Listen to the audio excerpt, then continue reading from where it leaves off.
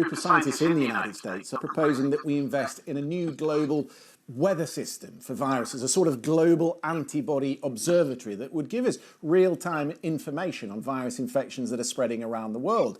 So scientists at Harvard University have begun work on such a database, and they are storing blood samples in these 3 giant freezers that they've salvaged, in fact, from restaurants that closed down in the local area. Dr. Michael Mina is an epidemiologist at Harvard's T.H. Chan School of Public Health, and he's behind this fascinating pilot project. He's in Cambridge, Massachusetts. So it's like an early warning system that you're developing, is that right? That's correct. At the moment, what we are trying to develop is essentially a weather system for viruses, a system that in the long term could provide a global source of information for where different viruses are at given times. And eventually, just like we take an umbrella to leave our house when it's raining, maybe we can be able to use this information in real time on our smartphones or at public health levels to inform the public on what to do on a daily basis if there are pathogens in their environment. If I'm right, though, the difference is you're not looking for the virus. You're looking for the antibodies that detected the virus, which we produce without even knowing.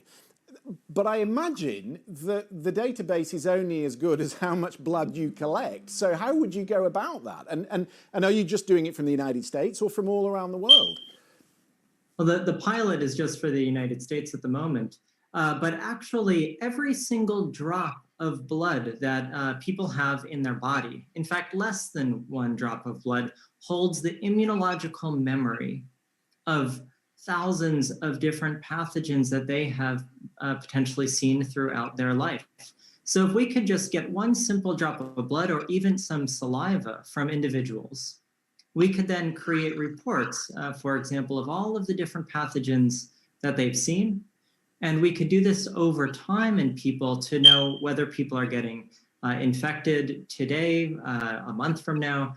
And ideally, what this can do is it can start building up a database similar to weather buoys for the weather system.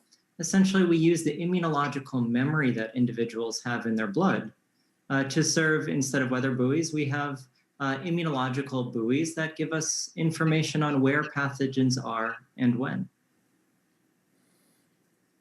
Can you give us a concrete example of how such a kind of weather vane system would have worked, what it could have prevented or given you a sign for here in the US this time a year ago? Sure. Had we been collecting blood, for example, from blood donors, the whole world around has blood donors, people who want to donate blood to give to colleagues in the hospital, for example. Had we been evaluating just small drops of blood from individual blood donors on a routine basis back in January, we would have been able to detect back then that coronavirus, that this new virus, was transmitting in New York City. And that could have given somebody like Andrew Cuomo, the governor of New York, the data needed to be able to shut the city down earlier, potentially preventing thousands of lives lost. And at a more global level, any sort of early warning signs that could enable early mitigation would have potentially trillions of dollars in return on investment. And so, Dr. Wheeler, looking forward, say, for example, your weather vane system picked up that in a certain country, lots of people didn't have immunity to a certain disease. Would that raise a red flag for you? Yes, it's the type of thing that could be used to identify what we call gaps in immunity at the population level, maybe places that we need to put extra emphasis on to ensure that a major outbreak doesn't happen there.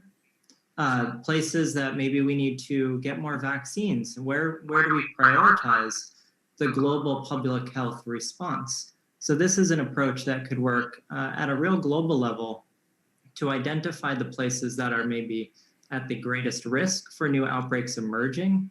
And this is really needed, as we are seeing, until all of us are safe. None of us are really fully safe from emerging infections. So these types of tools, wherever they are deployed, will benefit everyone on Earth, not just a select few.